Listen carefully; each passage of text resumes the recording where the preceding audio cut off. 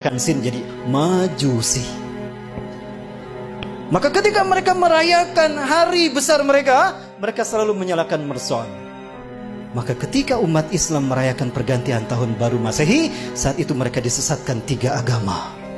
Ingat, tahun Masehi dibuat oleh seorang biarawan Katolik, Dionysius Exiguus. Dia adalah biarawan Katolik yang ditugaskan oleh Vatikan untuk membuat penanggalan Masehi yang titik tolaknya Natal. Maka dibuatkanlah penanggalan tahun Masehi yang diberi nama kemudian Anno Domini. Tahu apa arti Anno Domini? Tahun Anno Domini artinya tahun Tuhan kita. Kita Romawi. Siapa Tuhan Romawi? Yesus Kristus. Berarti tahun Anno Domini adalah tahun Yesus Kristus. Lalu dirayakan pergantian tahunnya oleh umat Islam. Apakah umat Islam tidak murtad? Satu, ketika umat Islam euforia merayakan pergantian tahun Masehi, saat itu mereka itiba kepada kaum Nasrani. Lalu mereka merayakan dengan meniup trompet. Lihat Yahudi, mereka merayakan hari besar mereka dengan meniup trompet, betul? Saat itu pun Yahudi diikuti oleh kaum muslimin. Dan kemudian mereka merayakan Mercon. Maka di saat itulah mereka lengkap sekali, disesatkan tiga agama. Yahudi tiup trompet, Nasrani menyambut tahun baru, Majusi merayakan, menyalakan Mercon. Ada yang ikutan syahadat lagi. Nah, baik, saya perjelas. Yunani, negara penyembah dewa matahari. Dan dewa matahari mereka namakan Helios. Bahkan mereka membuat Heliopolis, kota dewa matahari. Yunani, ketika mereka merayakan hari besar mereka menyembah dewa Helios, mereka melakukannya dengan pawai obor keliling negeri. Pawai obor keliling negeri. Dan puncaknya di Bukit Olympus, di sebuah lampangan besar, mereka menyalakan obor raksasa. Dinyalakanlah obor besar tadi. Obor besar, selama obor besar itu menyala di Bukit Olympus, kaum paganis Yunani, mereka merayakan penyembahan dewa Helios dengan melakukan berbagai macam atraksi. Ritual ini sampai hari ini dipertahankan, dan itu bernama Olimpiade. Sekali lagi, Zionis Yahudi menyesatkan kita dalam tiga ranah: simbol, ritual, dan arsitektur. Sudah terwujud? Tingkat dunia Olimpiade, tingkat benua ASEAN Games, tingkat nasional PON, tingkat daerah Porda. Dewa di Itali, Roma, Dewa Mitra. Lihat, ini Dewa Mitra, sama dengan Liberty. Ada matahari di kepalanya. Patung Liberty pegang apa? Obor, kan? Berubah tidak? Tidak. Inilah yang dikatakan iblis. Fabima akhwatani ila aqudanalhum siratal mustaqim. Karena engkau telah menghukum aku tersesat, aku akan halangi mereka dari tauhid. Artinya, akan ada sosok lain yang disembah selain engkau. Siapa? Dewa Matahari. Siapa Dewa Matahari? Matahari adalah unsurnya api, kan? Dan siapa yang Allah ciptakan dari api? Jadi siapa Dewa Matahari itu? Ajajil. Tapi dia tidak terlihat. Maka dia butuh sosok manusia yang menjadi kembaran dia seutuhnya. Samiri. Jadilah dia Dwi Tunggal. Siapapun yang mengangkat tangannya seperti, berarti dia komitmen kepada iblis dan Dajjal. Baik, di Amerika Latin, Amerika Selatan ada 3 suku bangsa menyembah Dewa Matahari. Suku Aztec di Meksiko menyembah Viracocha.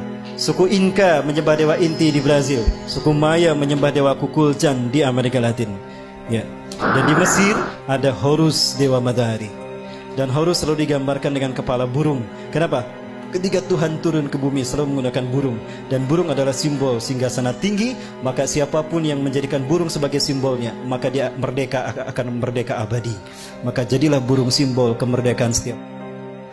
Kebetulan atau sesuatu yang sudah direncanakan? Apakah ini hanya begitu saja kebetulan? Bukankah iblis sudah berkata, aku akan sesatkan mereka dari jalanmu yang lurus, dari tauhid. Segitiga satu mata. Ingat? Segitiga digunakan iblis karena dia melihat ke bawah. Dia berada di langit ingin berkuasa di dunia. Ajazil menghadap ke bawah. Samiri pun sama, dia ingin berkuasa sebagaimana Tuhan di langit. Maka segitiganya menghadap ke atas. Keduanya bertemu di segitiga Bermuda. Pertemuan mereka simbolnya seperti apa? Ini simbol mereka. Betul? Dari sinilah filosofi pertemuan iblis dan Dajjal, yang kalau disimbolkan dengan tangan seperti ini. Dan ini angka 11. Dan kembar, itulah WTC 911. Menggeser nama keberadaan Tuhan. Kecelakaan, kecelakaan, call 911, call 911. Tuhannya hilang. Musibah, musibah, call 911. 911 yang disebut, Tuhannya hilang. Keberadaan Tuhan digeser. Yang pertama disebut manusia ketika terjadi musibah kecelakaan, 911. 9 tambah 11 berapa? 11. 9 tambah 1 10. 10 tambah 1 11. Itu simbol pertemuan iblis dan Dajjal yang mengaku maha tinggi. Dan itulah WTC. Dan WTC dihancurkan di titik balik pertama di milenium ketiga. Milenium ketiga itulah yang disebut dengan Y2K. Kepada dunia latah, bahkan negara Arab termasuk Indonesia, kami siap menyambut Y2K, betul? Di tahun 2000 tuh, we are ready to visit Y2 km. Padahal Y2K syarat berbau muatan ideologis. Y2K bagi orang Kristen adalah singkatan dari Year of the Jesus Kingdom. Dan Y2K bagi Yahudi adalah Year of the Jewish Kingdom.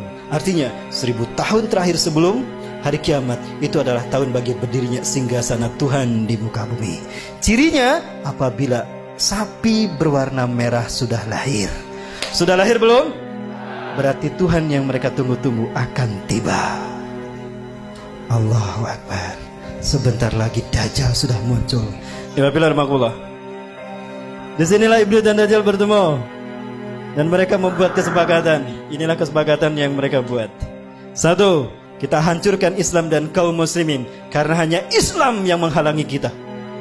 Maka apapun caranya, Islam dan umat Islam harus dimusnahkan. Yang kedua, kita berjuang kepada manusia untuk menunjukkan kalau Tuhan telah salah pilih. Tuhan telah berbuat salah. Begitu kan? Ini filosofi siapa kalau bukan filosofi Ajazil? Ya, maka dendamnya kepada umat Islam. Sekarang mereka bersatu dendam sama umat Islam. Ketika Samiri mengembara ke seluruh dunia, dia sampai ke segitiga Bermuda, sebuah area lepas pantai Samudra Atlantika yang menghubungkan 3 titik. Florida, ada Miami di sana, ada Puerto Rico, dan ada Bermuda. Segitiga ini adalah tempat di mana Ajazil membangun istananya dari kristal cahaya. Itulah kenapa siapapun yang lewat kena hilang. Sebetulnya tidak hilang, ada, cuma tertutup dengan kristal cahaya. Begitulah cara David Copperfield menghilangkan patung Liberty. Begitu pula cara David Blank menghilang. Dia tidak menghilang, tapi dia bersinergi, bersenyawa dengan jin, sehingga kristal cahaya menutup pandangan kita, sehingga dia tidak terlihat, nyaris tidak terlihat. Dan itu pula yang terjadi ketika Nabi Muhammad SAW menghilang di Madinah 8 jam, tiba-tiba muncul lagi di tengah-tengah sahabat, karena bersentuhan memasuki alam jin. Ketika kita masuk ke dimensi jin berada, maka kita tidak akan terlihat saat itu. Dan di sana berdiri singgasana iblis yang terbuat dari kristal cahaya. Nah, di pertemuan itu Ajazil sangat gembira ketika Samiri datang. Come here Sam, come here Sam. Samiri, Ajazil selalu memanggil seseorang dengan satu suku kata pertama. Come here Sam, come here Sam. Kemari Sam, kemari Sam. Apa kata Ajazil? Di hadapan pengikutnya Ajazil berkata, hari ini adalah hari yang aku tunggu-tunggu sejak Allah menurunkan aku dari surga ke dunia, di mana aku dipertemukan dengan saudara kembarku. Panggillah dia oleh kalian sebagai Paman Sam. Nyambung tidak? Nyambung dengan Amerika. Inilah jawaban kenapa Amerika menjadi negara superpower. Kenapa dia intervensi urusan negara orang lain. Dan kenapa dunia seolah takut tidak mau menghukum Amerika dan Israel? Karena Amerika adalah negara bentukan